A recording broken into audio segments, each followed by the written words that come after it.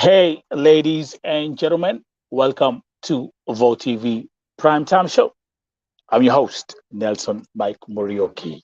Remember, this broadcast is also live streaming on 6 other platforms at the same time. Among other platforms include Vote TV right here on YouTube, the Nelson Mike Podcast YouTube channel, the KNL Facebook page, my private page on Facebook, and also on Twitter at Vote Television. Karibu, karibu, karibu, guys. Don't be, don't be, don't be. What should I say? When I wear these sunglasses, it's business. Nikivaa kofia nipindue, I'm in business. Na nikivaa sleeveless, niko na hoodie, I'm in business. Let's start with Nadia Doris. Welcome, welcome, welcome. Welcome, Wadoivi.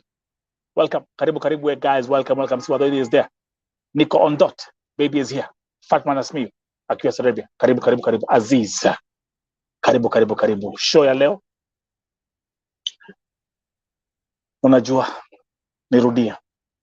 Nikivaa hii miwani. I'm specifically talking about these ones here. The big ones. Kuna difference nikivaa hii.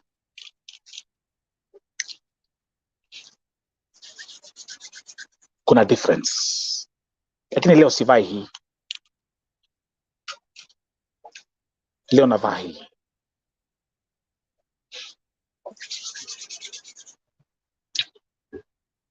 Baby akiwa Mombasa. Welcome. Karibuni nyote ambao mlio hapa. Leo ni ile siku.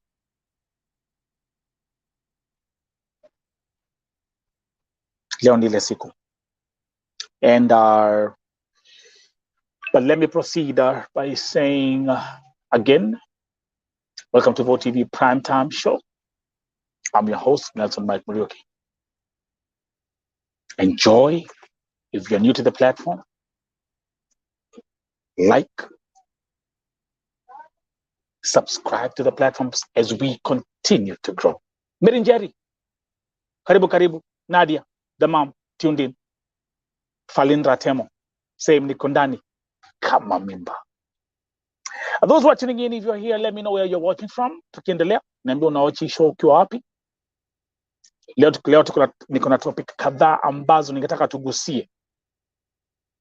Mainly, number one, tutaangalia story ya Masi Sakim. Got some breaking news on that one. Also, tutaangalia story ya Magi Ruguru. Tukiendelea. Also, tutaangalia story ya Njeri again, ambaye ameuliwa nchini Saudi Arabia. CSK akiwa Ujerumani. Herzlich willkommen und viel Spaß beim Zuschauen. Aziz kama kawaida Saudia. Frida kwa blanketi kwa Marabu. So we are mainly good. These are going to be the 3 main topics today. I repeat. Masi Sakim, Magi Ruguru, and Njeri. All these cases are cases that I've featured here. I've had the family members come here. I've had the friends come here. And today again, we'll do the same. This is Vote TV. This is Vote TV, where you get the information raw, unfiltered, and from the horse's mouth. Susan, come out. Niko hapa ndani kama kawa. Start put on a story. Watching from Kenya. Karibu, karibu. Again leo, It's a beautiful day. Actually, I'm surprised because we've had a very cold week out here. And then today, boom, the sun came out. It's a beautiful day. So I decided to do an outdoor broadcast as I enjoy the weather. Tutaanzia na story ya tunakuja hapa. Let me change the look of the slides again. Karibu, karibu, karibu. Thank you for tuning in.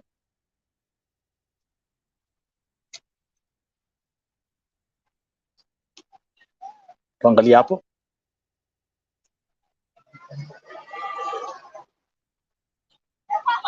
Kesi ya Mercy Hakim. Today I will also be having some special guests, which will include her best friend.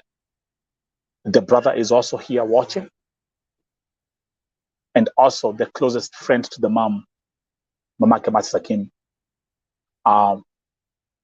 will be here watching. Next story ni ya Magi Ruguru, ambaye kama mliziona leo hii maiti ya Magi Ruguru finally imefika Kenya, lakini kama nilivyosema hapa, kumbukeni kwamba hii maiti ya Magi Ruguru imekaa Saudia miezi 6. Remember that. Tuanzie hapo. And the family members, they've been going back and forth. They tried everything until we aired this story out. Maiti ya Magi imefika leo. Naambianga yangu, you're gonna believe what I say sometimes when it's too late. Lakini nilipokuwa hapa nilisema ya kwamba hii maiti ilikuwa imefichwa Saudia for a reason. Kuna sababu ilikuwa imewekwa huo muda wote. And finally, exactly what I said has been confirmed. Mwili umefika Kenya. Wameangalia documents, wameangalia status za mwili, na ni kweli Magi Ruguru was killed. Aliuliwa. Wauaji mko wapi? Nadia, baby, wauaji mko wapi?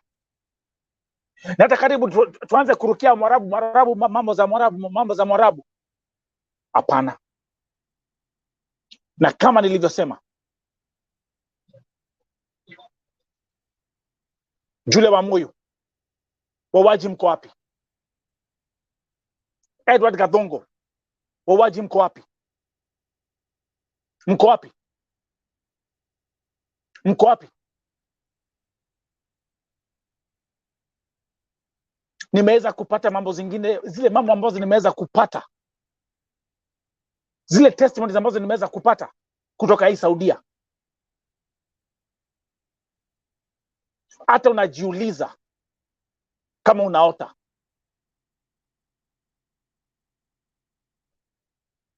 Unashindwa kama unaota. I got some special guests, msijali. Relax tu hapo.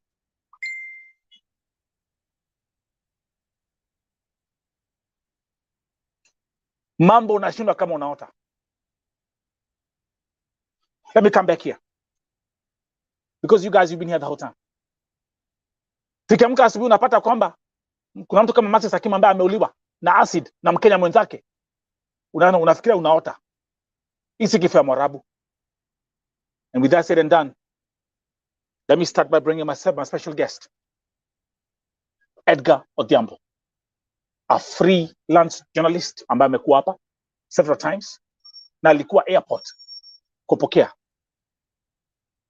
maiti ya Magi Ruguru. Edgar, I'm bringing you in. Karibu, karibu. Welcome to Vote TV as we proceed. Yes, thank you, Edgar. Thank you. Yes. Let me actually, like I said, leo ni kazi. You know, I have different sunglasses. Nikivaa hizi, it's business. Nikivaa hizi, tunacheka, tunakula, tunakunywa. So I'm going to put this down. And I'm going to give you the platform. And tell us what you saw with your own eyes. Kandele. Okay, Nelson, thank you for welcoming me at this your platform. Yeah, it's been a long journey, by the way, to the families of the late Margaret, and today I think they felt it, and they were now happy because imekuwa ni journey ambayo everybody was thinking that this was not going to be possible. I was That's there right. early today. Nilirauka sana by kitu kama 5. I was at the Jomo Kenyatta International Airport, and I wanted to see how the process was being facilitated and everything was happening. Yes. So I was just there, to confirm how will be the family reactions when they will be receiving the body of their beloved daughter who also happened to die. And Nelson, what I can say is that I want to say that our government and most of these agencies, these people are reluctant. When these people went outside there and explained that they were fighting, I don't know, they were these recruiters. You remember when they were having their press conference at the Jivanji Garden, and they were talking. Yeah, you were there too. That's right. Yeah, and you are there too. I remember. That our ladies are the people. The main cause of their death is they are doing these are called abortion. And let me tell you something. Do you know the father, until today, the father of Margaret claims that the breakdown of that remote, that this is what led to the death of her daughter. You see? I was there. Let me tell you something. I was there to confirm this. When the report today, the report was there. The medical report from Saudi was there. Yeah. And the rescue team, Sonko rescue team, decided now to air everything. There was no agent there. Today we never had even any agent because the agent. There was no agent. They can come. Because if the agent was there, we could not be allowed to access that document. You see, this is the postmortem result that was done on the other side. We could not have gotten that chance to see exactly what was written in that document. Now we were given that document, and I want to thank our former governor, our former Nairobi governor, Mike Mbuvi Sonko, yeah, because the team was there and this team were acting. They are the people who are acting. Good job. Good job. They are the people who are acting. You see, they decided no. We want to show media exactly what kind of report we received from Saudi Arabia, and now the medical report was there. Do you know something was there that until today? I was just wondering exactly. I even decided to post this a clip that I recorded there when we were going through that document. Imagine it was written that this lady died a normal death. That's right. There is no medical report, and this lady was admitted to an hospital. How can somebody be admitted to an hospital and there is no medical report to show what led to the death of this lady? And this lady was admitted to a certain hospital. Even the name of the hospital was there. I have those documents. I don't know why, Nelson, you forgot to tell me to send you those kind of documents that I received. I took some pictures. Listen, man. This is not going to be the last the last coverage. Remember, we are here live streaming 24 hours, 7 days a week. So we will definitely do another segment. But go ahead. I will give you the video that I saw. Yeah. Yes. Once I have the documents, then we can also put them on the screen and show the viewers. But continue. Yes. Now, the father was there, and the father explained to the father was addressing the media. When the body was there, the first thing is that this body, we had that we have a vehicle meant for transporting this body from Nairobi up to Nakuru, where this body was being taken to a morgue in Nakuru. You see, now I think the only person who had that courage, to go and see if that the daughter was alikuwa ni mtoto wake, ni kwamba the father was the only person who had that, you know. Yeah. Only the dad had that courage to go and confirm, is she really my daughter? Now, the other thing is that, you know, it was so painful to listen that, you know, we got information that Margaret had two siblings. Alikuwa na watoto wawili yani. Yeah, two kids. Yeah, I broke that right here because we knew about it. Yeah. Two kids. Two kids. Even the family, these are just, you know, people were struggling, you know, and they were like, they were looking upon this Margaret, because the Margaret was now the sole breadwinner of that family.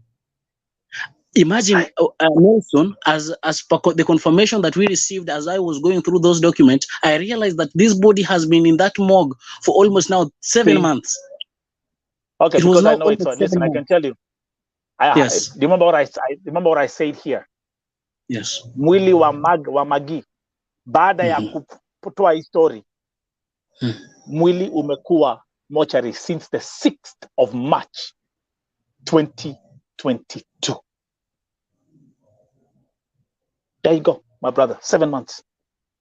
Go ahead. And then the other thing, you know, even the father was, you know, I still want just to, you know, encourage Sonko to keep on, you know, keep on fighting for these families, because they are poor. Imagine even the father had to testify and say that yeye kwa uwezo wake he could not manage to pay those bills to make sure that the body of our daughter, kwa sababu alikuwa shapewa the, you know, deadline that come this certain period, we are going to dispose this body. You see, if you guys cannot, you know, do this, we are going to dispose the body of your daughter. That's if right. It was not the intervention of this our, you know, former governor Mike Mbuvi Sonko. That's right. The family could not bear that cost. You see. Yeah, and we have people in government. We have people in government. They're doing nothing. That's we right. have people in government. They're doing nothing. Huh? That's right. Somebody knows exactly that. In my region, I have a certain case which is now going viral all over the social media. Why can't they come and intervene? Why can't they come? You see, we have issues. Nelson, I can tell you, we have issues. We have the story of Jackson, Karanja. Yeah. Huh? And we have MPs, we have the governor of where this person is coming from, where Anna was coming from. Right. What were they doing? What are they doing? Why can't they come and intervene? Why can't they come and help these families? Okay, you know what? Let me, because all these families have been here. Their mothers have been here. Their fathers have been here. Let's start running some names here. Hananjeri, Maite ko Saudia. Pauline Murugi, the mother was here. Maite ko Saudia. Mamake Lineta Kenyi, who has disappeared for 3 years. Na tuliambia kwamba amekufa. Mwili kwa Saudia. Simon Chege, the father called me today in the morning, akilia machozi, telling me, Nelson, we don't know what to do. Mwili kwa Saudia. Edward Gadongo, the other story that I have broken here, and we've had the wife and the family members have been here. Mwili kwa Saudia. And this actually has become another crazy story. Sasa, Edgar. Yes. You at the airport. I saw you holding the document and analyzing. Yes. Let me ask the viewers, is it normal mwili kuwekwa kwa mortuary for 1, 2, 3, 4, 5, 6, 7 months? Is it normal? Is it normal? I'm going to ask the viewers that question. Drop the answer in the comment section. Number 2, Edgar, can you tell us about the story the remote theory of what caused the death of Margaret? Can you tell them about that story? Now, you know, this lady, Margaret happens to, you know, have alikuwa na ule boss wake, and now the boss had to, you know, the boss was having a transfer to I think another place. Now the boss decided now kumwachilia, yani kumwacha kwa the sister to boss. This boss now decided now, because I'm having a transfer now, I'll leave you to my sister. You see. So you will be working for my sister, because I'm not going to be here now. We sign a contract of 2 years. You cannot leave because I paid. You need to continue working, but you are going to work for my sister. You see. Now, when the boss went, now they were left with the other sister. Now the sister to her boss. Now it happens that a remote, a TV, this remote, the TV remote, happens to, there was a breakdown of this remote, and the only thing she was told ni kwamba wewe nitakufanya nini? Itakuua because of that remote. I'll kill you because of that remote. I'll kill you because of that remote. A remote. Now the father even had to complain, akasema, if were not for that remote, my daughter will be still alive. Yes. That remote was the main cause of my daughter's death. Remote ya TV. A remote ya TV. Because remote ya TV imeharibika, now the blames wamewekea huyu msichana. Blames. Imagine when the first time, babake amesema vizuri, the first time, even the father had to explain for us that the first time her daughter arrived at, pale Saudi, the boss was good, alikuwa anafanya vizuri, and she was even communicating. But the moment boss wake alipata transfer to other part, akabaki sasa, akaambiwa wewe sasa siwezi enda na wewe, utabaki na my sister here. Now the sister is like was taking the control, mistreating this lady. Imagine a remote, hadi akapiga simu nyumbani akasema mimi naye siko sawa.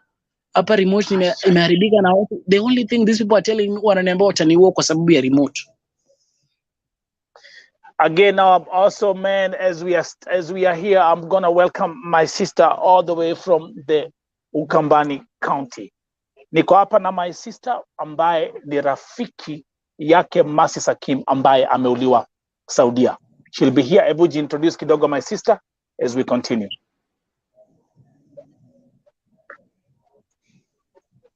Okay.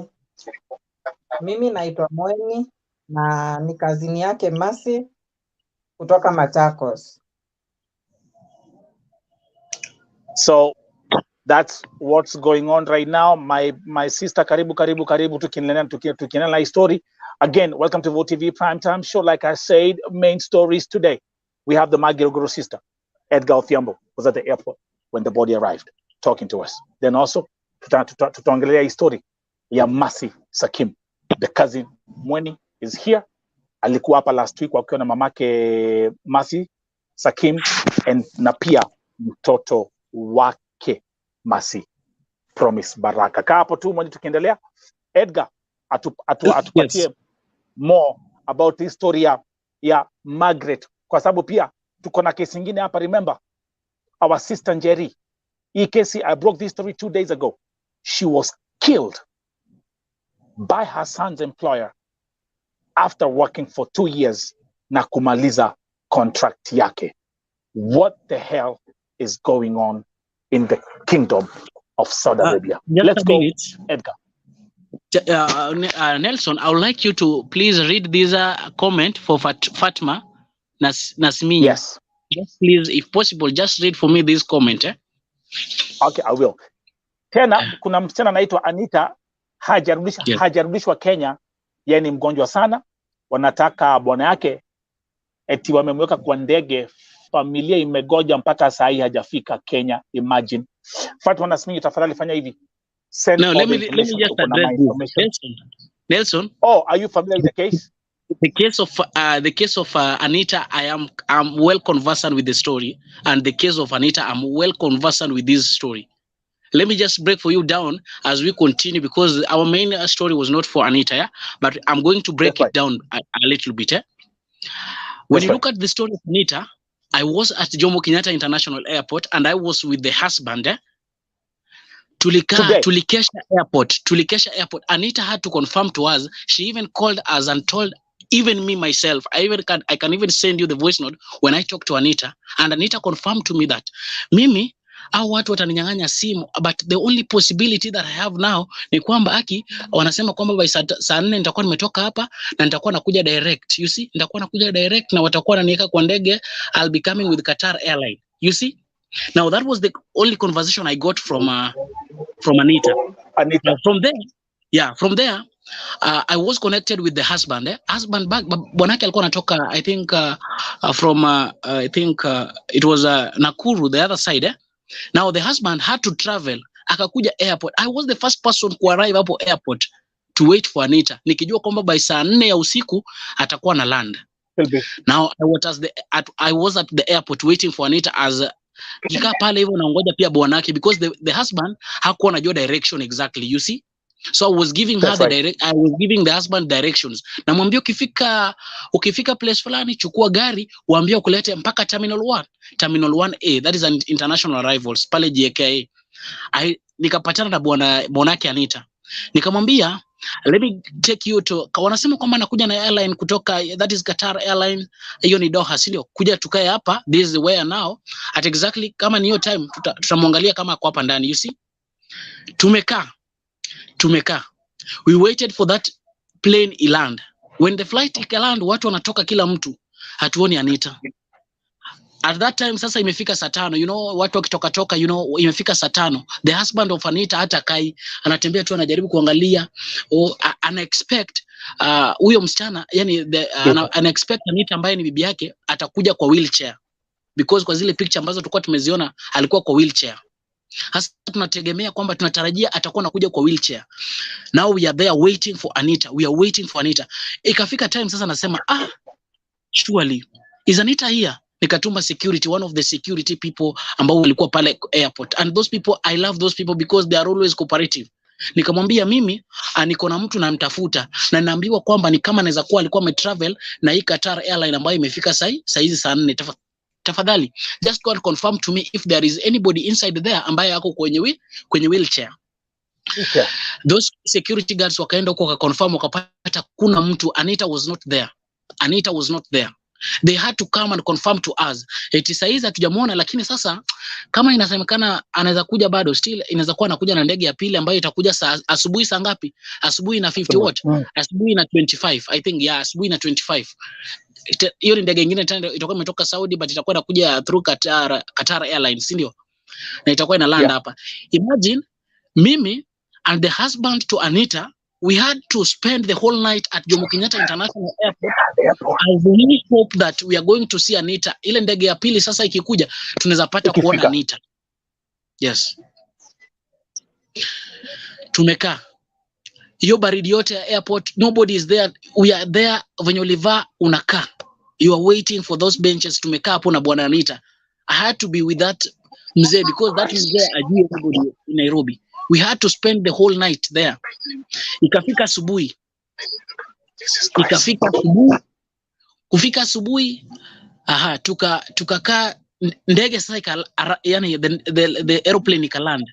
Now we had to go and confirm. Bado tunangoja watu watoke. Still we are not seeing anybody. Right. Now the husband akutivi kwa mlango, yani you see that exit kutoka airport hapo kuangalia watu, and we are not seeing anybody. I even had again to ask those the security personnel that were there, can you guys please again go and confirm if there is anybody ambaye yuko kwenye wheelchair at that other side. Yeah. Now again when they went there. Wait. Edgar, when was this? This was on. You know, I've been having. It was on. I think that is when was Miguna. That is on Wednesday. I think Miguna was on Thursday. Now Wednesday, this was happening on Wednesday. This was happening on Wednesday. So here we are. So you spent the whole night at the airport. I spent the whole night at the airport with the husband to Anita. With the husband. Yeah. And even he can testify that. Even he can confirm that we were there with him. And then, you know what made me now to become, I was now mad with these people. I even told them, who is communicating with the agent? I want to know which agency was doing all of this. And you know what happened?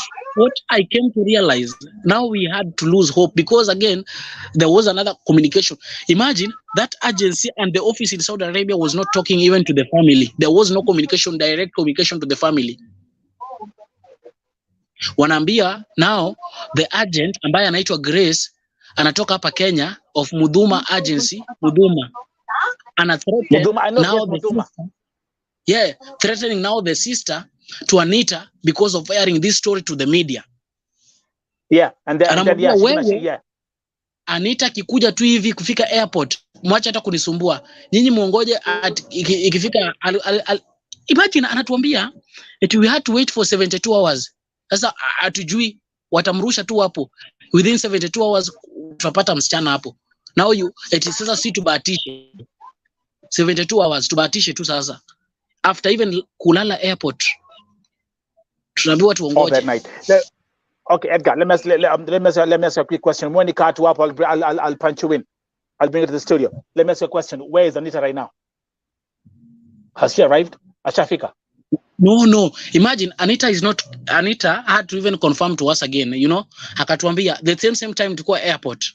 Akapiga simu, akatuma voice note kwanza. Akasema kwamba hey, walikataa kuja wakaninyang'anya hadi simu, you see? Walininyang'anya hadi simu. Wakakataa hata nipige. No, imagine walikataa hapa asipige ile the ticket, no taking a picture of that ticket, you know, a photo of that ticket. Akaambiwa wewe ngoja. Now she will be traveling on 26th. Sasa ndio tumungoja sasa. We are waiting for her on 26th, which again we are not even that sure. Edgar Odhiambo and those who are watching, listen guys, I need to get a cup of coffee. Now, as we proceed, and I'll bring Mweni to the studio. Let me give you some breaking news. Thank you very much. I see my sister Beth. Asante sana. Mungu aendelee kukuinua na Mungu aendelee kukuinua kabisa, my sister. I hereby make this breaking announcement right here on Vote TV that Mike Sonko has accepted my request to come here for an interview. So guys, be on the lookout.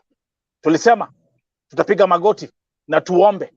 Na hapa Vote TV mambo, we will continue witnessing bigger things, my brother Edgar and those who are watching. So therefore, again, with so much humility, I say asante, Mike Sonko, ujumbe umenifikia, and I cannot wait to host Mike Sonko right here at Vote TV. Prayer warriors, rise. Intercessors, rise. This is Vote TV. We don't cry out to people who are on the earth. We cry out to the government in heaven first, and then God does the rest. Edgar Odhiambo, let's go back to the story. Our sister Magi Ruguru, maiti imefika leo. The cause of her death ilikuwa ni kwa sababu ya remote. We've lost a mother of 2 kids because of a TV remote. True. Give me a second. Let me bring in some folks here. Nelima, welcome. Fatma, I see you. Yvonne Mirimu. By the name Yvonne, I want you in the studio. Miriam, what's the problem with some agents? Beth, some agents are devil. Yvonne Mirimu anasema, that's my agent. And Grace Wangare Mutuma is very heartless. Grace Wangare Mutuma, I know you. I've dealt with you before, and I actually would like to have you on the panel. Miriam, tuendelee. Let's just get some of these comments up and running, my brother Edgar. Al-Zubar and some of these agents are dogs, very evil, stupid, and silly. Tajirwa Huruma. Mungu amlete Anita. Salama. You're 26th. I'm telling you, some things you hear. Some things you hear.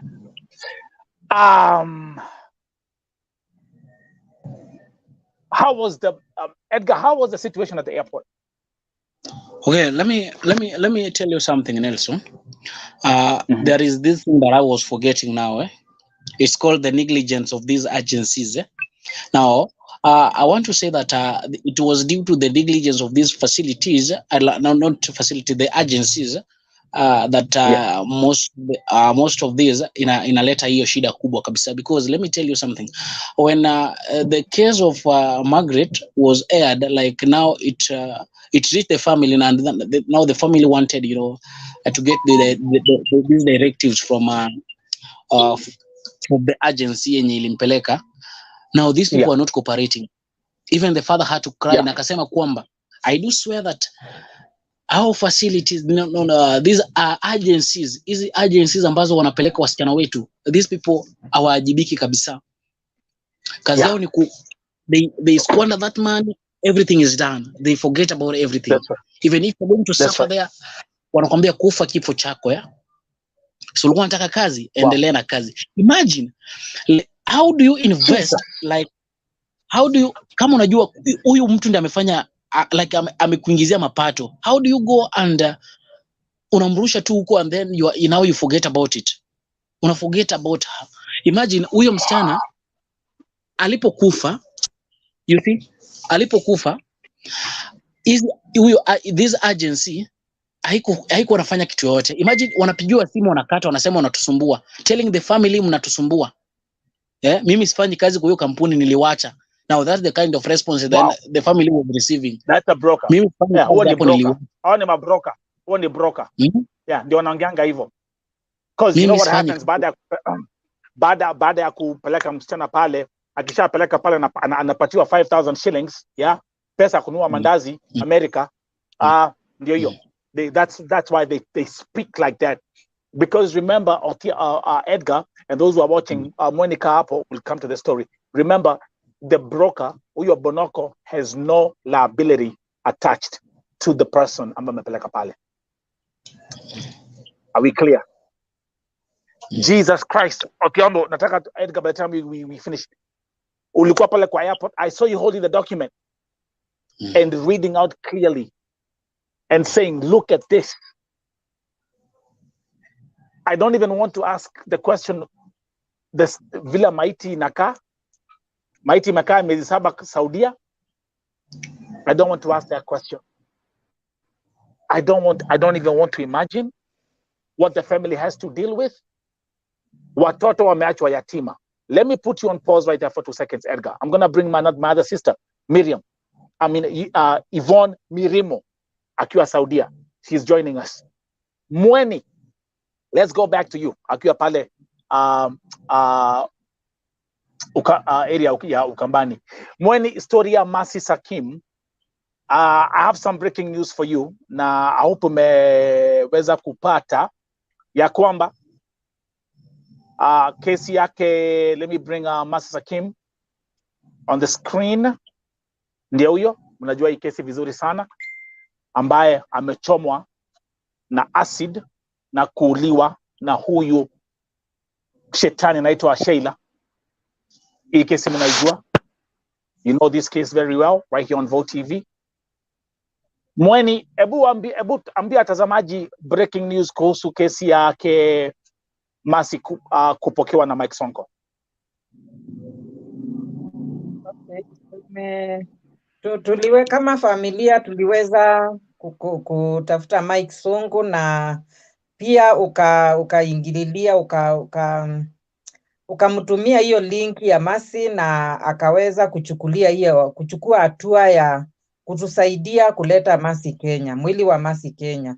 Kwa hivyo tunashukuru Mungu sana na tunakuombea sana kwa kazi mzuri ambao mnafanya na Sonko. Mungu awabariki sana. Thank you sana. Thank you. Wacha nikwambie Mweni, nikifikiria nakumbuka mama akiwa hapa. Mama yake Masi Sakim alikuja hapa akalia machozi. Akalia machozi tukalia pamoja. Nakumbuka mtoto wake Masi Sakim alikuja hapa, Promise Baraka alikuja hapa.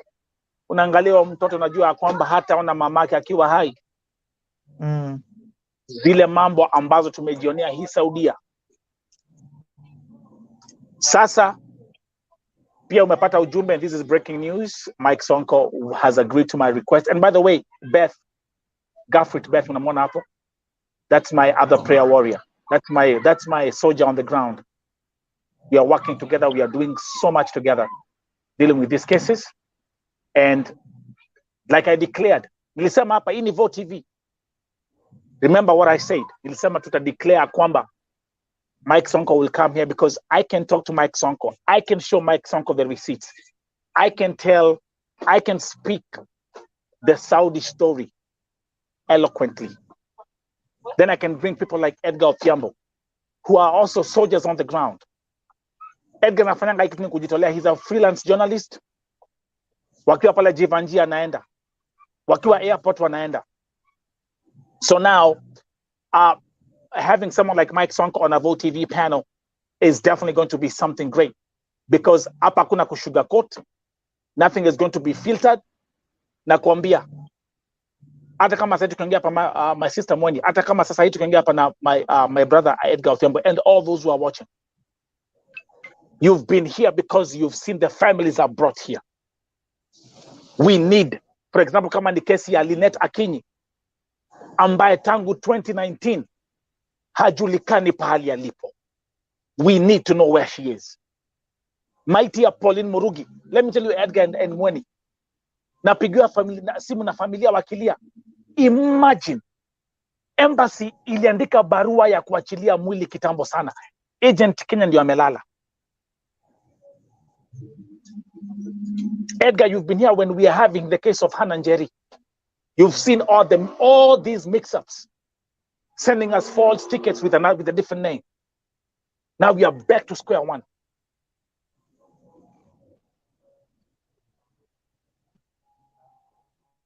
This is crazy. Julian Amuyu. So I want to, when Mike Sonko comes here, we'll run this conversation vizuri kabisa. Edgar, there's something you say. The agencies, leo hakukuwa na agent hata moja kwa airport. Kuna. Haizi kuja.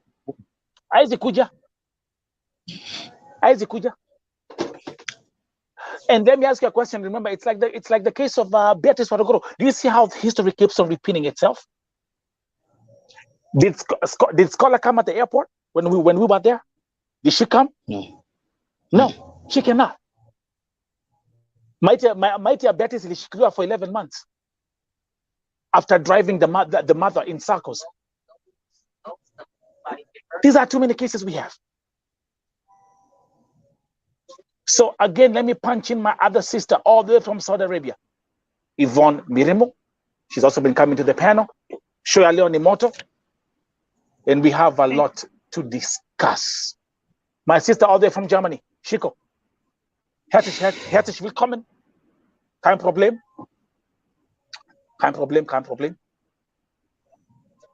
Du kannst den Rest hier nachfolgen.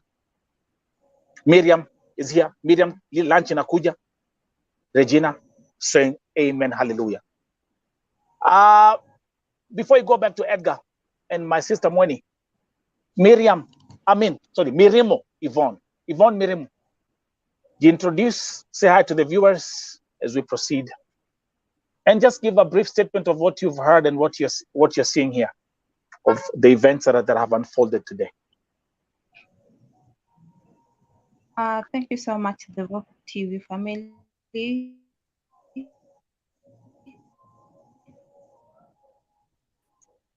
Welcome. This is to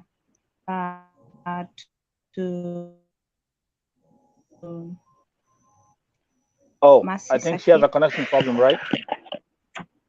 Yeah, there's a connection problem. Let me use the other room. Okay.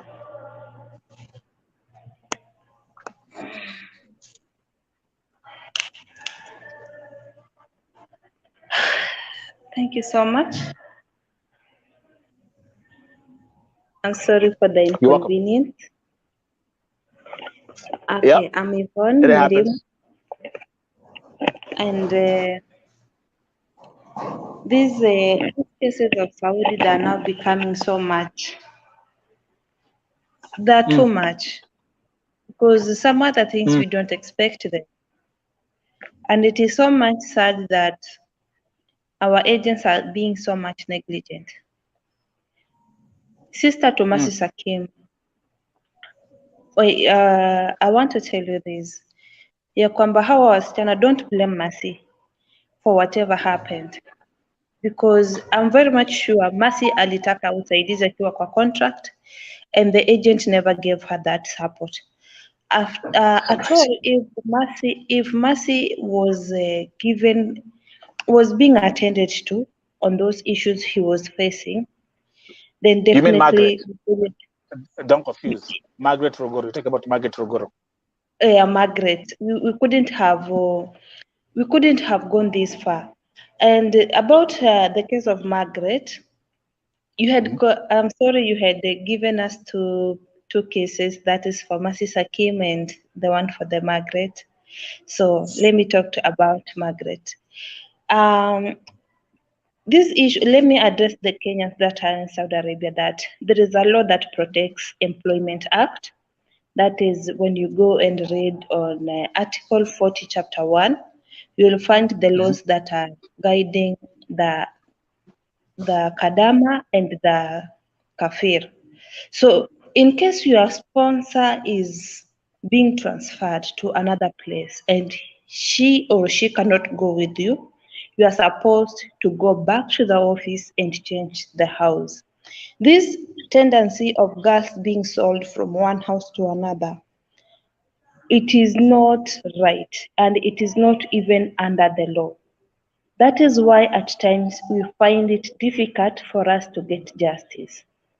Because one, Yes. death has come, and it is not the sponsor who was responsible for that death.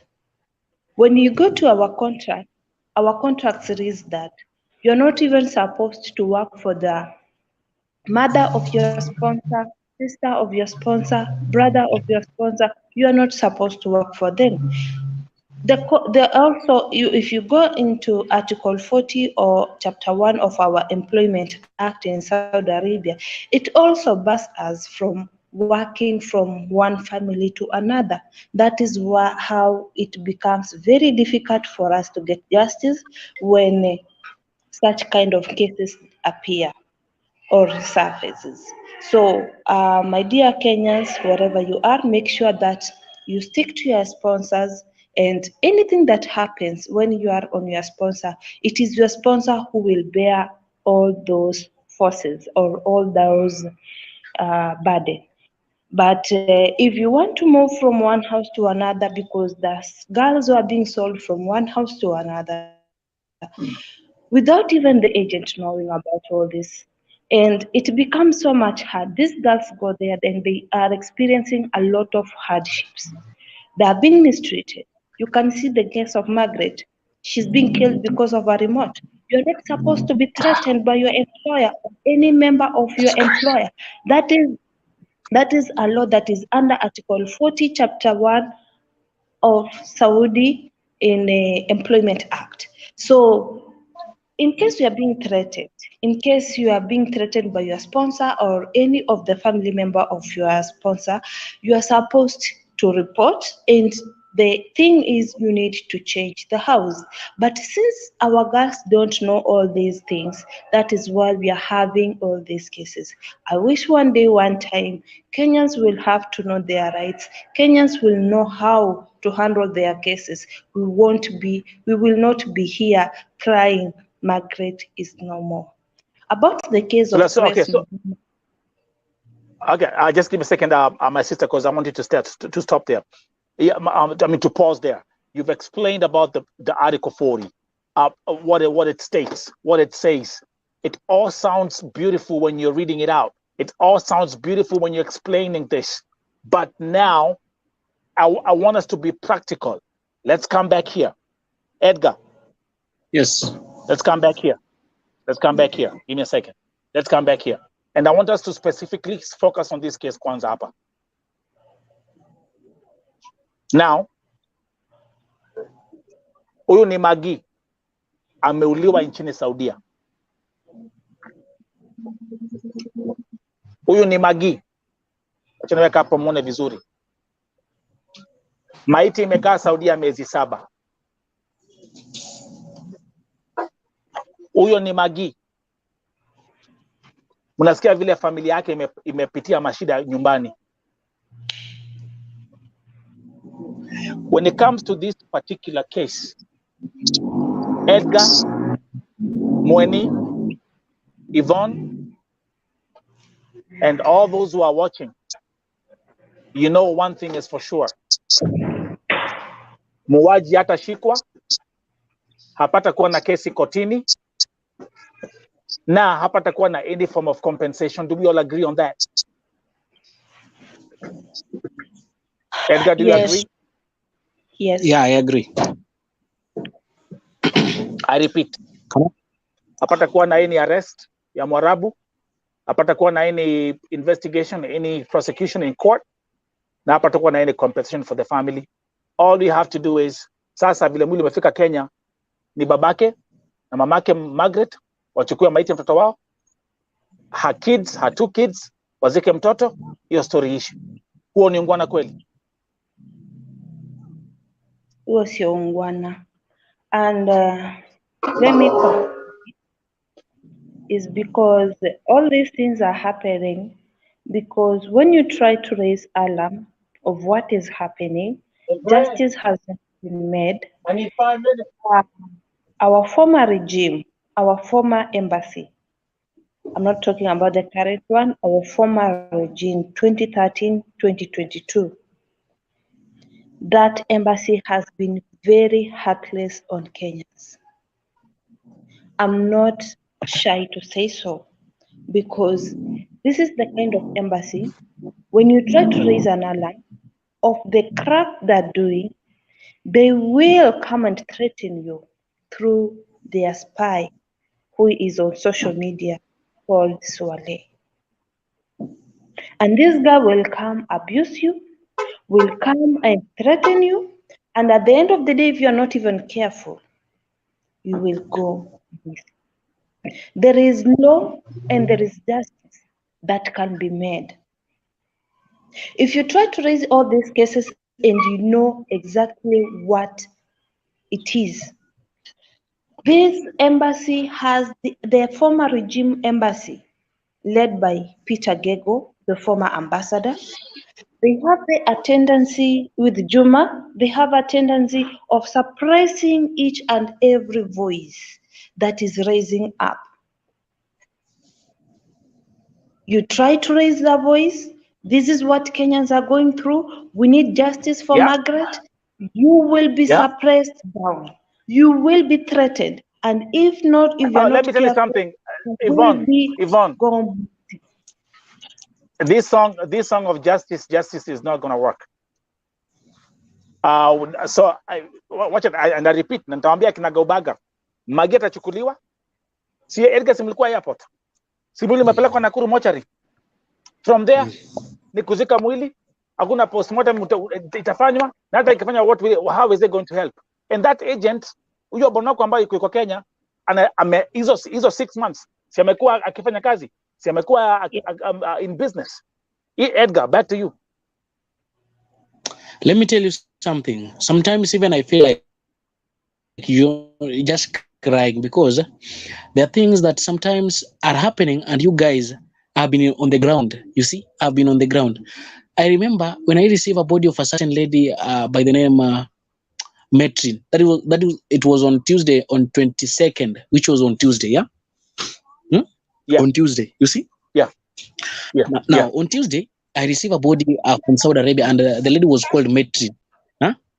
And when I was going through this postmortem result that was from Saudi Arabia, I realized that this lady alipelekwa kufanyiwa medication, a certain eti alikuwa ill, akapelekwa kufanyiwa medication. There was an operation that was akafanyiwa operations fulani, you know, is like somebody walimkata hapa tumbo. I don't know what they were doing. Eti alikuwa anafanyiwa operation, which even the family, even the next of king mwenye alikuwa ameandikwa jina yake pale, she was never even informed that msichana wenyu tumfanyia operation. Now the lady died. Now mwili imekuja Kenya. Imagine even the family wanaandika, sio waliandika, there was something that was written. If I go through that document, because I took a picture, I can confirm to you. There is kuna kitu waliandika hapo, and then wakai cancel, wakasema died a normal death. You see, wame cancel vizuri naona. Because now the family was questioning, alafu wanaandika hapo died a normal death. Imagine that thing. That's pains me. Mtu anakuwa mgonjwa, anakuwa admitted, anafanyiwa operation, ujue hata alifanywa operation ya nini, and then baadaye after shakufa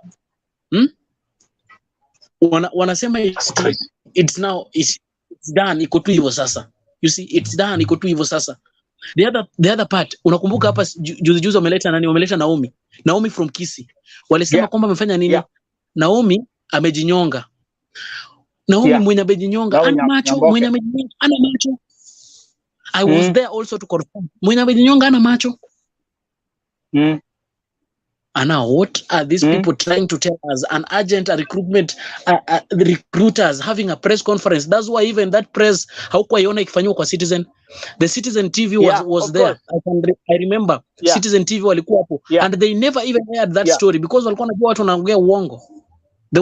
Citizen ilikuwa hapo. Citizen ilikuwa hapo. Citizen a mainstream we have here in Kenya. Why couldn't they air that story? Because hao ni uongo tupu. Uongo tupu. We are basing our reasoning on facts. Edgar. But then you know what they do. Edgar. But then you know what they do. Yeah, go ahead. Edgar, 1 minute.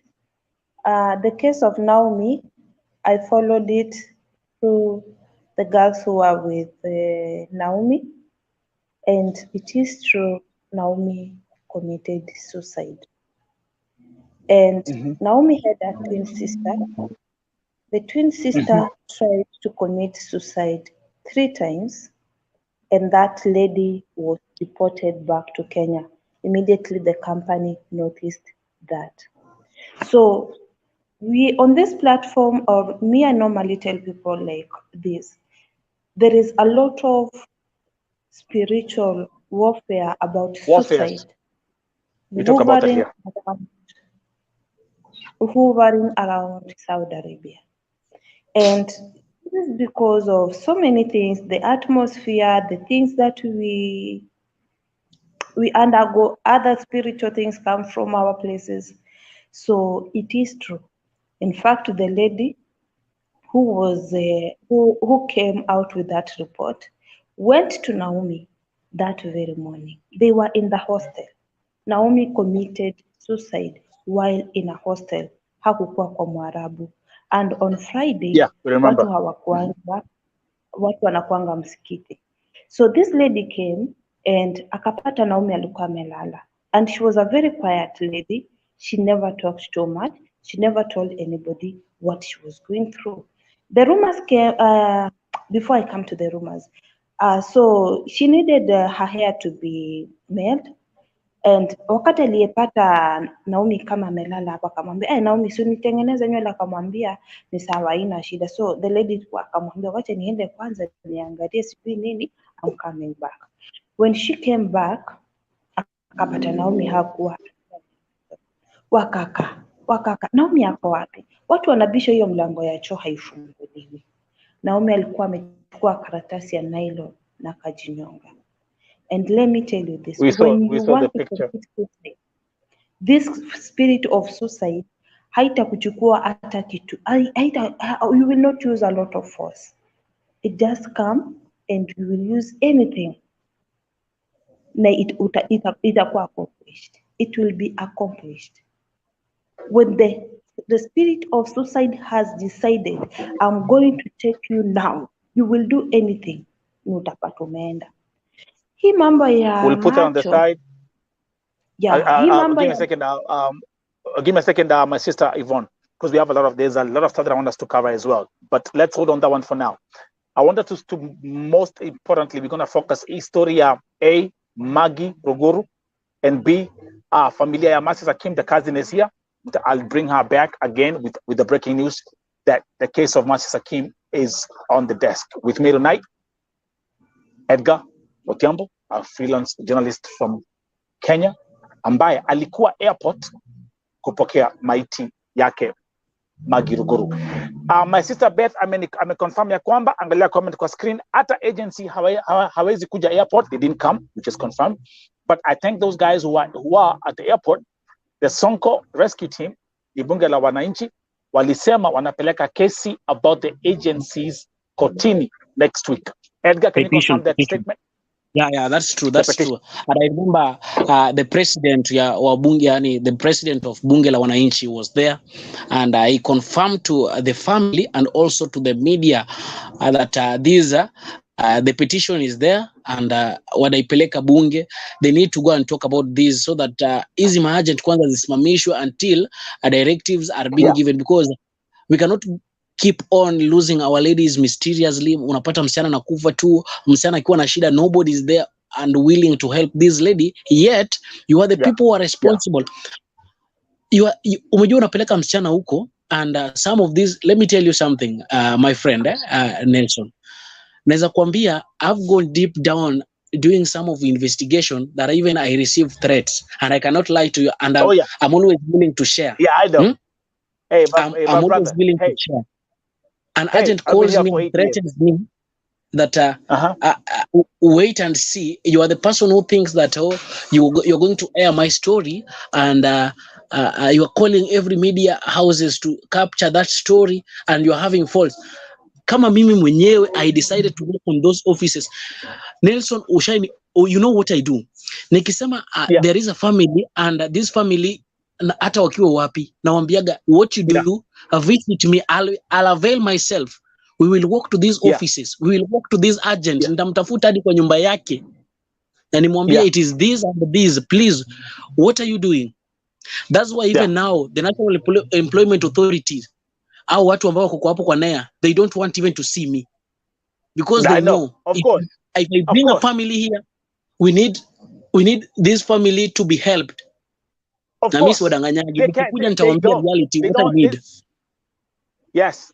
Welcome to when you send me there, in the movement, my friend. Yeah. You remember when you sent me there with the story of Karanja? I remember. The story of Karanja. Yes. When I went there, everybody now they started asking me questions, and I told them no.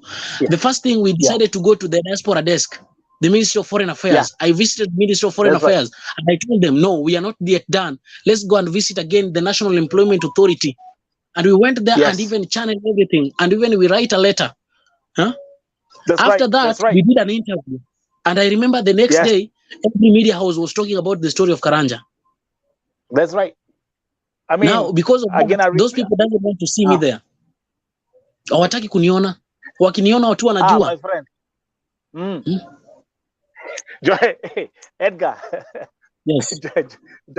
Join my club. That's our next two. Let me just laugh about this because these are clowns. Yeah. Yes. Even right now, I can tell you that I have a case of called who? Felista Nyambeki. Yeah. Which when you go to, I think the story is now being aired everywhere. Now the agent calls me to threaten me, thinking that I'm that a fool who will slide back. I can't. I'll never do that. Yeah. Hata kama wewe ndio nani. You know, when it comes to government, wewe ni nani kwa government? You are nothing. That's right. Wewe unafanya kazi. You are just wewe unafanya kazi yako, mimi nifanye kazi yako. You know, everybody has. Like I say, these people are not ready. I'm telling you, these people are not ready. We say the truth because immediately you want to say the truth. They are either using Swale, and Swale is very much common in comment section. Yeah. You will find him there talking very negative things. Right, left, center. We are here to tell Kenyans the truth because this is when you guys come out, nyinyi wanaume, they say that these are your girlfriends, these are what and what. Mimi ne kadama. I'm on contract. But the things that these girls are going through, it is not easy. It is not easy at all. And how are we going to curb all these things? How are we going to curb all these ihrab, these runaways? How are we going to curb this death? Let's come with a policy that says that these girls, maybe they're going outside because they need more money. As a government, as the agents, what can we do? Let us raise the salaries of these people and let us reduce the cost of selling these house girls. Let us reduce the number of years. If you are giving Kenyan girls for 2 years, let us give out Kenyan girls for 1 year. And then this other year, if she is willing, she can continue with the work or she can come back home. These people are selling us for all this amount that is making it very difficult for the girl even to go back home or to pay for that ticket and go back home simply because she was bought on a very high price. Not less than. These guys, what they talk about high price, Yvonne. And again, that's all is keep me nikianza kuongea na watu nikianza kwa especially when I'm addressing these agents, okay? Hiyo pesa shilingi 1,020. By the way, I'm doing a special segment next week on Sunday. What Americans are thinking of what's happening in Saudi Arabia with my Kenyan brothers and sisters, especially you sisters. Get an American hapa nimwambie you're being killed because of $200. They will look at me like I'm crazy. I'm bringing them here next week, mtajionea. Edgar Otiambo, $200 is what people are being killed for. $200 is what's making mothers to be killed in the Kingdom of Saudi Arabia. What is $200? My friend, especially us who are in America and those who are in Europe and those who are in Australia, I'm getting all these phone calls. People cannot even understand. Kuja hapo ambia mu America ati you are being killed because of $200. You think you're crazy? Yani pesa mafuta ya siku mbili kwa gari. To fill my gas tank is $100. That will take me for only 2-3 days. And you're working for 18 hours. And then you are out there working for 18 hours, cleaning freaking 4 floors, 9 rooms. Kuna msichana alikuwa hapa the other day, Edgar. She's working in a house that has 4 floors and each floor has 9 rooms. How many rooms are those? Those are 36 rooms. The same household, it can have 16 people. The same household, she has to cook. And she's alone. She works every single day for 19 hours. Like a donkey. Lakini, Edgar, you know how it goes. Yvonne and those who are watching, you know, for the agents, kule pale nyumbani. Oh, you know, yes, they are bringing all this money, the revenue, the remittances which are coming. But vile mnaongeanga, jua hata gemushamura ni yanie muguruke. Pale nimevaa sunglasses za kazi. Ile ujinga tumejionea. Edgar, you were there when they were at Givenchy Gardens. The kind of nonsense they were talking about. But you know what they did? They're not smart. They saw me break down the story of Mercy Sakim and exposing what Kenyans are exactly doing. We have this group of Kenyans ambao wanajiita malaya sugu for effect. Mercy akuliwa na Mwarabu. Yvonne, you've been here. Those who have been here. Mercy akuliwa na Mwarabu. No. So in the process of me bringing all the receipts and bringing all the evidence of what has happened, the agencies, the agencies, they are here, they are watching, so they'll pick that information and they'll now go and say, angalia, wanapiga maraya huku, wanafanya maabortion huko, munawaona. That's what they thought. But hey, I played you. We are dealing with 2 categories. We have 2 groups of people that we are dealing with. Magia alikuwa kwa contract. Edgar, is that correct? Yes. She was on a contract. Yvonne, can we all agree? Fresha is here, coming in late. Alikuwa on the contract. And the reason of her being killed was a simple remote control. The only problem that we have, my brothers and sisters, and tarudia tena, our agencies wamelamba. Ojo hii pesa ni blood money. What you have is blood money. Umelamba your blood money, my friend. Hata kichwa chako sio timamu. So hata, you know, if they call you and tell you what's happening, if Magi says this is what's happening with me, I'm going through napitia changamoto, they don't care because they got the money in their pockets. Number one, it's not their children. Am I right? Yes. It's not their children who are working there. So who are they to care? Who are there to care? Edgar, you've explained crystal clear how I know Grace Muduma. You know, Grace Muduma is an ex-Kadama in Saudi Arabia. Go check my VoTV YouTube channel. Who doesn't even understand who doesn't understand fluent Arabic? Who doesn't even defend Akadama? I came through that agent. Okay. You came through. There you go. Yvonne, you came through. Grace. You see, God is doing something miraculous here. You came through Grace Muduma agency? I came through Mzuma Agency. I went Here we through go. her. Nyumba Here ilikuwa we go. inafungwa, fridge ilikuwa inafungwa na sellotape. Napiga chukua video namtumia. And they were like, tunaongea na Rama, utasaidika. Rama is a lady Wow. who is that agent yenye kwa hapa Saudi mwenye anafaa kututetea sisi. But she will always side na Mwarabu. Grace Muthuma, I used to bring hapa, Grace Muthuma here. Nelson, I used to bring her here, but wakati nyoka zilianza kuletwa hapa, nilipigia Grace.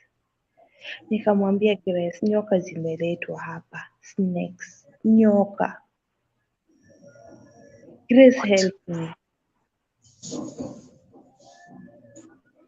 Grace akaniambia wacha tunakushughulikia. Unajua mpaka saizi bado ananishughulikianga.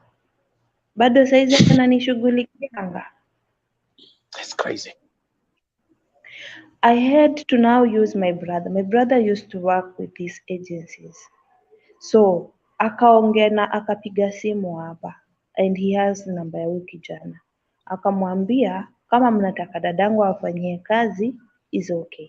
Lakini hizi mambo zenye mmeanza kufanya si mzuri. Mimi nitachukua legal action na sitaki kufika hapo. Huyu ni dada yangu, my real sister. So Grace Muthuma is your agency, was your agency. Yes. She is Edgar, are you hearing this?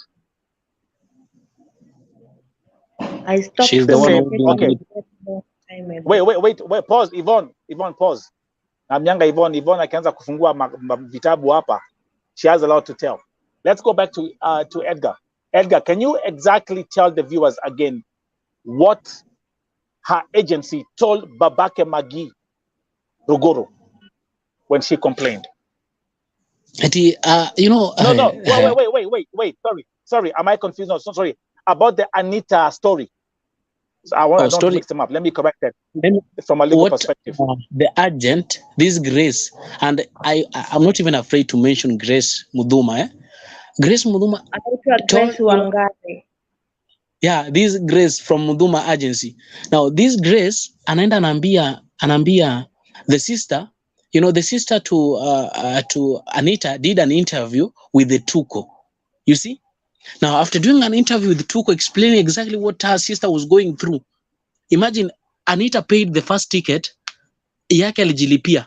Kufika up airport, akakataliwa kaambiwa you cannot travel because of this condition. Unafaa kupewa mtu akupeleke nyumbani, you see? Kurudi kwa ofisi anachapwa kwa ofisi, akirudi kwa ofisi alienda kuchapwa huko. Now, imagine hata mpaka saizi umejua this hii Muthuma Agency and even the office in Saudi Arabia, they are not even communicating with the family. Bwanake anatoka ushago huko interior, anakuja hapa Nairobi kuongojea mwili, yani anakuja kuongojea bibi yake. And baada afiki, imagine we had to spend the whole night airport.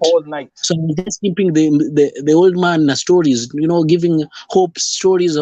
Tuongoje ndege nyingine tuone anaweza kuwa kwa hiyo ndege. You see? Asubuhi venye ilifika, there was no, there was nothing. I even had going to call, and I want to appreciate some of our content creators who are here in Kenya, and I want to take this opportunity also to thank this Mungai Eve. I told Mungai Eve, do you see that old man over there? Oh, yeah, was Mungai Eve at the airport? Is she documenting this story? No, she was just there. You know, she had she was doing her own.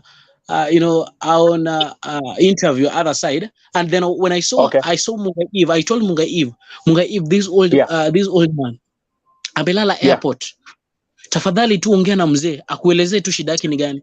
And Mungai Eve had to feature that mzee story. Wow, because that's great. Yeah, that's great. And even that's amazing. Kufanyia ta interview kuelezea how they are being threatened because wanatafuta tu haki mtoto, yani the wife arudi nyumbani, and they are being threatened. Wow. Anaambiwa eti akilandi hivi watamchukua na gari. Unasikia venye Grace anasema eti wakilandi hivi atakuja hapo na gari na atachukua msichana na gari ampeleke pale, anampeleka sijui hospitali gani, waende wampime, na wakipata kwamba hakupigwa the sister to Anita atajua jui. You see? That is how that's how Edgar. That's how she Edgar. talks. That's how Nelson. she Yes. talks. Edgar. That is Wow. how Grace of Huduma Agency threatens people. That is how she does. And that is her trick. Imagine msichana akiwa amekuja amefanya process na afike mahali apate hizi stories za Saudi aseme I'm not going. Huyo msichana hutafutwa na maaskari na anawekwa ndani. Let's do this, folks. Let's Mweni. Hey, Yes. Mweni ako hapa. Kazi ni ya Mercy Sakim. Mm. Ukisikia hizi mambo zote, kwa sababu tuko pamoja na uko pale pia kwa mtandao na tumekuwa tukicommunicate. Ukiona hizi mambo zote zile ambazo zinafanyika saa hii. Mm. Na sasa unajua sasa familia yako, sasa familia yenyu mnagojea maiti. Hebu tuambie inafanya ufeel aje? Okay, hii mambo yote kutoka wakati nilikujua na nikaanza kufuata show yako imekuwa ikiumiza moyo sana, na ninaona kama mwana Kenya, serikali yetu imetuangusha kama wana Kenya, kwa sababu watoto wetu, wasichana wetu na Kenyans wanauliwa, wamefanywa slaves kwa nchi ingine, na serikali hakuna kitu inachukulia, hakuna hatua inachukua. Mimi ningeliomba serikali ichukue hatua, kama ni kwenda huko ama mtu wa watoto wetu wakienda huko wanakuwa wako na watu wa kuwatetea, kwa sababu naona hata hao wasichana wao sana, kwa sababu they are taking advantage, kwa sababu hawana mtu wa kuwatetea. Lakini serikali ikichukua jukumu na ambassador wetu huko wa kutetea wasichana wetu, hakuna Mwarabu ataua msichana wetu. Mwana, nikuulize swali, kama sasa hivi leo uko hapo Ukambani, mpaka kuja msichana akwambie nataka kwenda Saudia, utamwambia nini sasa hivi? Siwezi kubali, siwezi mruhusu aende. Yes. Hakuna vile nitaruhusu mtu aende Saudi Arabia na ninangojea maisha ya maiti. Let me read Messenger, welcome by the way. Let me welcome Messenger. Messenger has been hakuna vile nitaruhusu mtoto wa mwenyewe. Endelea. Hakuna vile nitaruhusu mtoto wa mwenyewe aende Saudi Arabia na tunangojea mtoto wetu akiwa amekufa. Wow. Sitakubali, nitakataza. Lakini hii kitu inaumiza roho sana, Nelson. Sababu tutazidi kusikia hii story day in day out ya wasichana wetu wanauliwa. Wasichana wetu mpaka lini? Hatuna serikali ya kutetea watoto wetu. Kwa sababu kama Mercy sasa alikuwa ameenda kufanya kazi, sababu mama yake na mtoto yake ndio walikuwa wanamtegemea. Sasa hawana mtu wa kumtegemea, hawana mtu wa kumsaidia. Ukweli. Naamini kila msichana ameenda huko, ameenda kwa sababu ya hiyo, familia yao inamtegemea. Kama watoto wetu wanauliwa hivyo na serikali, si hao Waarabu hata wanachukua, ama hao wengine wanaoa watoto wetu, si wanateka advantage juu wanatafanya vile wanataka, sababu hatuna anybody wa kututetea ama kutetea watoto wetu wakiwa pale nje. So serikali ni in one way or the other, na laumu serikali ya Kenya. Let me also give another example. Let me give another example. Kuna kesi ambayo niletewa jana, msichana ambaye alipatikana kwa streets. They found her on the streets. Uko Jeddah. Kichwa sio timamu. The guy tried recording some videos. She ran away. Anyway, long story short, God is a comedian. Mi jana nimepata video kutoka Sakan ya kwamba huo msichana, the same lady Sylvia Wangui, alipelekwa Sakan jana. Those who are on my Facebook page, I posted that video. You can check my YouTube shorts. Edgar, Yvonne, Moeni, and those who are watching. Huo msichana, thanks God, because of the power of this platform, tulipata familia yake pale Dumberi. But guess what? Huo msichana number 1 ni underage. Number 2 hata KCSE hata form 4 akumaliza. It's such a crazy story. Lakini again, ama brokers nakwambia hata wakiambia wapeleke mpaka umbu wa Saudia kama kadama watapeleka. As long as they're getting paid, I'm telling you, as long as they're getting hiyo 1500 ya pesa kununua kombe moja ya uji America, watapeleka mpaka umbwa, hata panya atapeleka. Ipigwe stamp ya kadama wapeleke huko ikaoshe. Kama hizi panya zingekuwa na uwezo wa kuoshea Mwarabu nyumba, agencies nawaambia mtapeleka panya. That's this Edgar, this is crazy, man. Yes. Are they msichana. Okay, Nelson. No, man. Yes, angalia, endelea Mwani. Hawa agencies nauliza swali moja. Ni wazazi kweli wamezaa kama sisi? Wamezaa wako na toi. And are they depending on blood money day in day out? Wanaona vile watoto wetu wanauliwa na bado wanazidi kupeleka watoto wanaendelea kupeleka watoto Saudi Arabia. Why? They don't care. They don't care. That's the point. Now, Edgar, nimesema hivi, I've said this before and I'm gonna repeat this. I challenge one agent akuje hapa. Wacha hizo press conference hapo Jivanji. Kuja Vote TV. Come to Vote TV. Nikuwekea receipts hapa. But they cannot. None of them can dare to face me in a conversation. None of them can dare to face me in a conversation like this. None of them.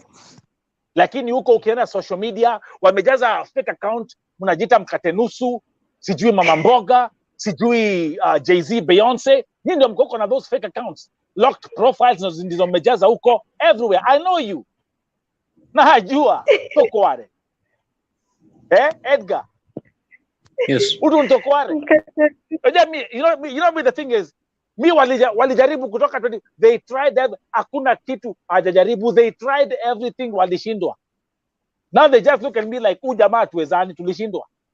Lakini nitaambia ukweli, I challenge you to come to Vote TV for public debate about what's happening in Saudi Arabia.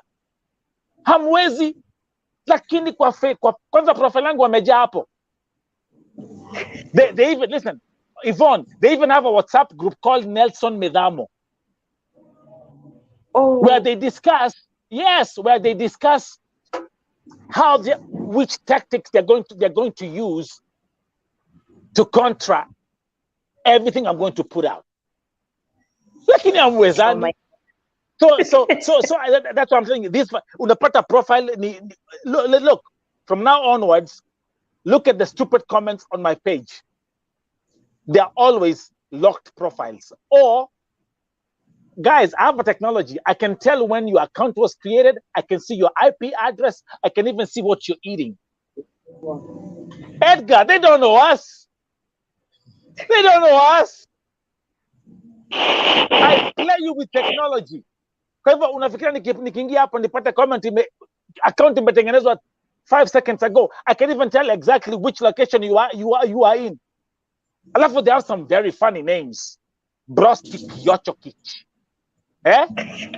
Mkate nusu. Magic Hotels. They have some funny names. So, but at the end of the day, sisi ndio wengi. Right now, Edgar, you can confirm vile mambo inaendelea. The top story, the top trending story in Kenya for the past few months is Saudi Arabia. True. Hata leo ilikuwa Citizen. But we have to be very careful. Now look at this. We have to be very careful. Kwa sababu kumbukeni kwamba Waarabu waongei, wamenyamaza, wanaangalia tu. Wanaona tuna hapa tukililia shilingi $200. Pesa za ujinga hapa.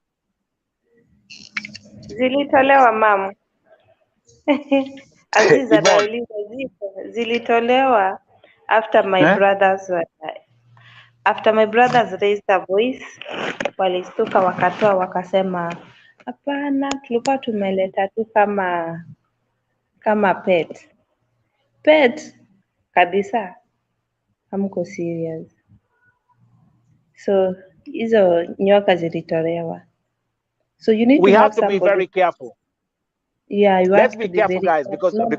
because we're winding up. Let's not give these guys so much power. Mwarabu hajaongea. Mwarabu alisema hivi. This is I want to tell you what Mwarabu says. Yeah. Our government is the problem, not Yes. government of Saudi Arabia. That's what I'm talking about.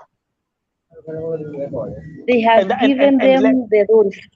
They have given them the rules about Mwajiri, about Kadama, na vile wanaweza shughulikia hizi cases when they arise. Yeah.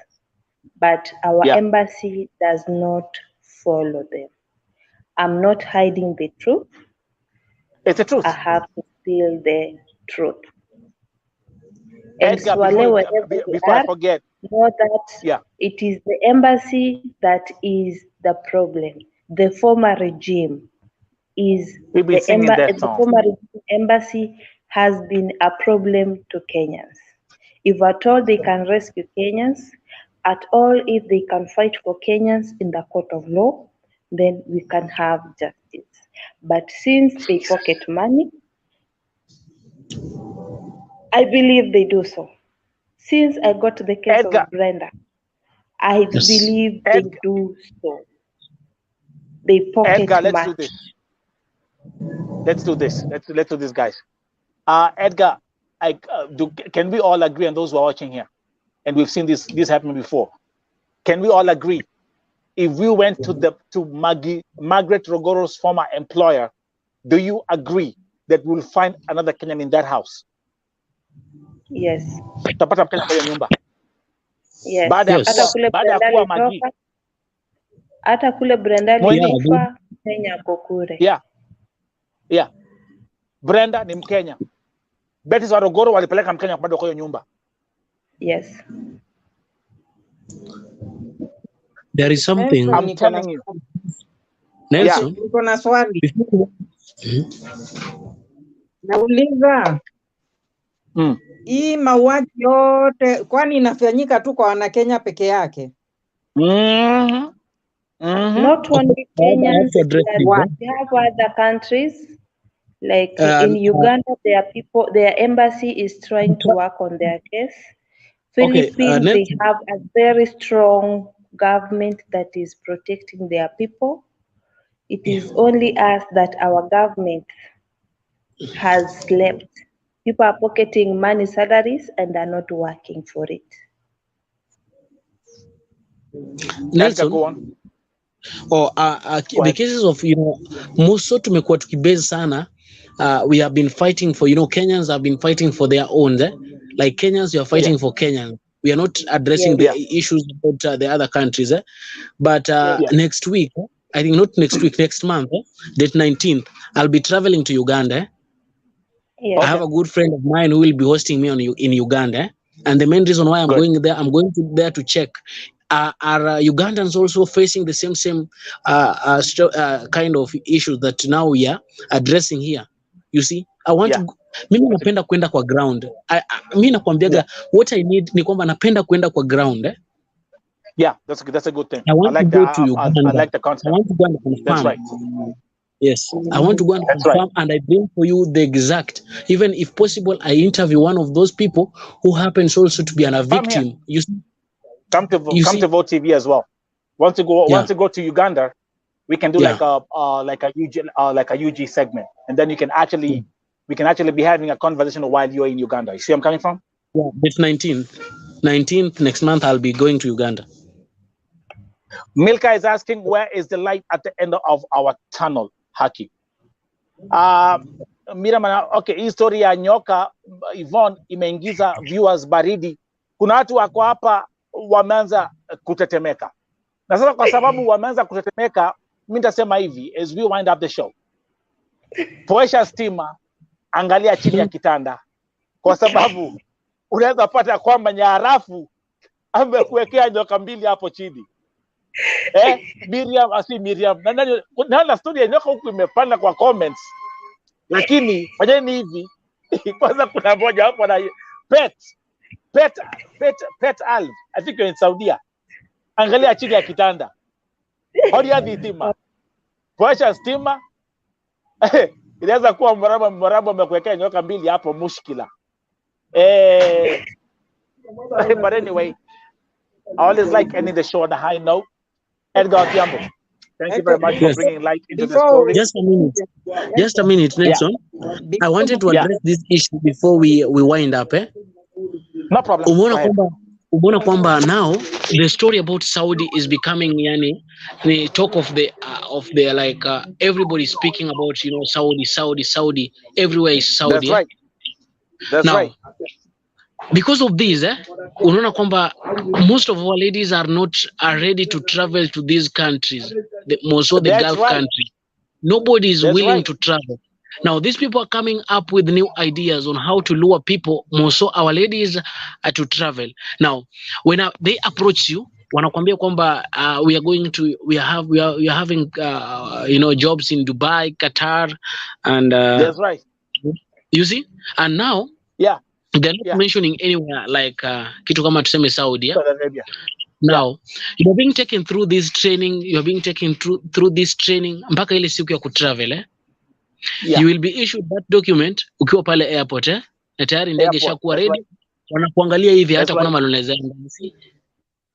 Ukifika huko things are changing. Imagine kuna watu wanatoka hapa wanaambiwa vizuri. They are giving people, they are luring people. Wanakuambia wewe utaenda huko utafanya kazi ya like you're going to be a waitress or waiter, you're going to do vitu kama siji za clean up. You are not being told that unaenda kufanya kazi za nyumba. You see this house help. Imagine wanakuitisha commission. They are asking for a commission. They are asking for a commission. Nelson, that's crazy. After this, I want you to hit my inbox. I have something to share with you. I want to share with you something. Breaking news. Okay. I want to share with you something. Because we cannot keep on. Unadanganywa. They are luring our ladies. Wanaandika Qatar kumbe ni Saudi. Wanakudanganya Qatar, Dubai kumbe ni Saudi. Yes. Edgar. I'll tell you guys, mimi nakwambia Mweni Yvonne, wacha tucheke kidogo. Mimi nakwambia acha nikwambie. Oja pia kuna ile ushamba nyingine wanga ni mbaya sana. Mimi nakwambia juzi sikiza juzi mimi nakwambia our agencies honestly mabonoko wacha sasa hawa ofisi mabonoko hawa wakwenda kule kuchukua wasichana yenyewe jaribu wenyewe jaribu mimi naita sikiza au mkate nusu. Sasa sikiza wacha niwaambie hivi. I have to give you some form of respect. Msichana amedanganywa anapelekwa Dubai. Kazi anakuwa analipwa 65,000. Kila kitu mpaka picha wanakupeleka mpaka picha. Angalia, Mweni angalia hoteli ndio hiyo. Sana Akware akasema ndio, familia imekaa hapo. Yes. Guess what? Siku ya akupatiwa passport, akupatiwa visa, kila kitu. Siku ya kusafiri, msichana alibeba the whole village. Sijui matatu 4. 4 matatu. Akware. Hata tucheka sahi. Atokelea matatu hizo 4, sijui the show, the guka, the everyone and I understand mtoto wetu wana Dubai fanya kazi ya hoteli Kakware kufika airport siku hizi see you guys use I think things change at JKIA ka kitambo. But anyway, alipatiwa documents na kale ka mkate nusu. Hey, kufungua hivi. Final destination. Damam.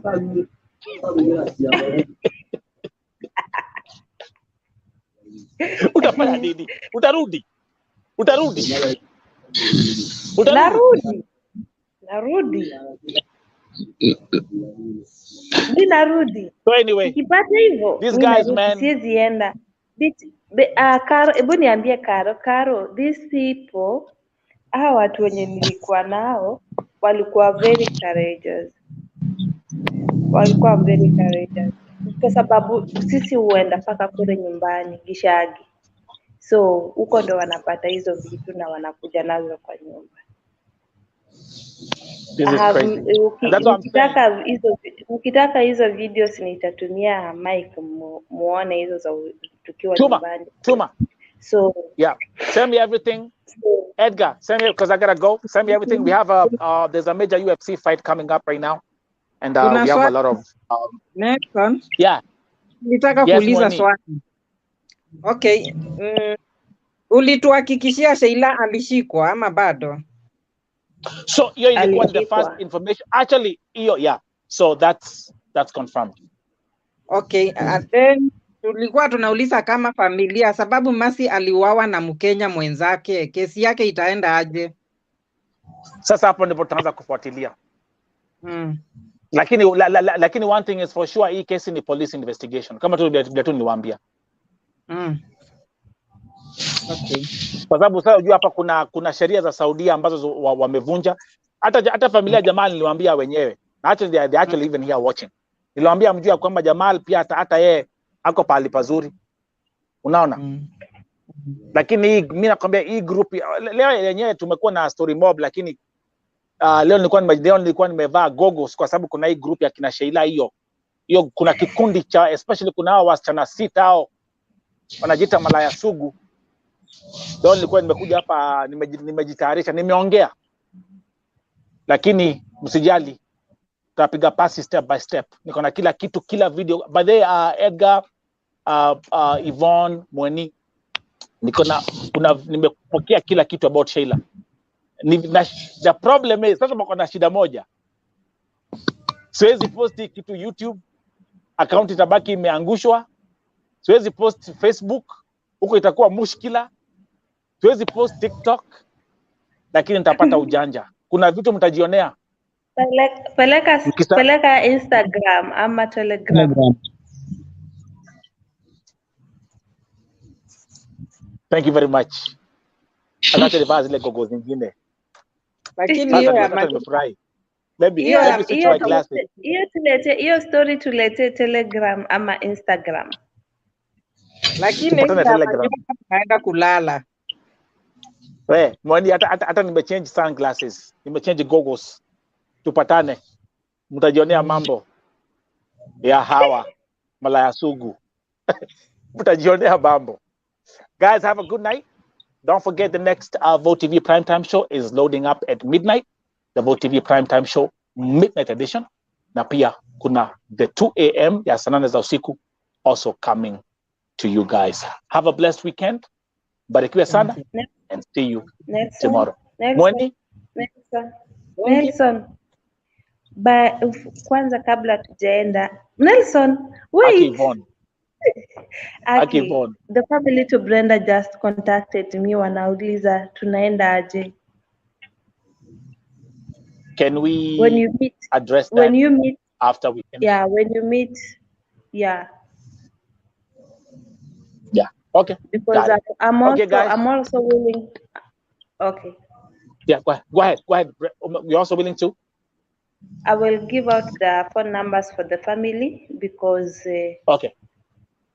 So that you can address them, you can call them, and they can give you each and every detail. Gotcha. Okay. We'll just you have my information. Let me look. Beth, thank you very much, Beth. Ashanti Sana, thank you. That's my sister right there. Thank you for making that Mike Sonko Connect coming through. Remember, the Vote TV Mike Sonko interview coming up very soon. That's been confirmed. And again, thank you, Mike Sonko. Tuendelea kuomba. This is Vote TV. We are doing bigger things here. We are transforming lives. We are changing lives. and pray for people like Edgar. I know about they are putting their lives in danger to I'm just also continue in to danger, uncover man. all these things. I'm also in Okay, Yvonne. danger. Okay, we are together. Given all this Tulizoea. information, I'm also in danger. So mniombe pia. Tulizoea. We are protected. We are praying for Mweni, you. We are praying for you. Mweni ako hapo. Mweni, we are here. Amen. And by the way, just kumalizia, hawa akina Pet, akina Aziz, akina sijui ni Caroline Mbuya, mwangalie chini ya kitanda mkiposha stima. Mwarabu pale anaweza kuwa amekuwekea nyoka. Have a good night. Bye bye. Nelson, tunaenda kulala. Nelson, tunaenda kulala.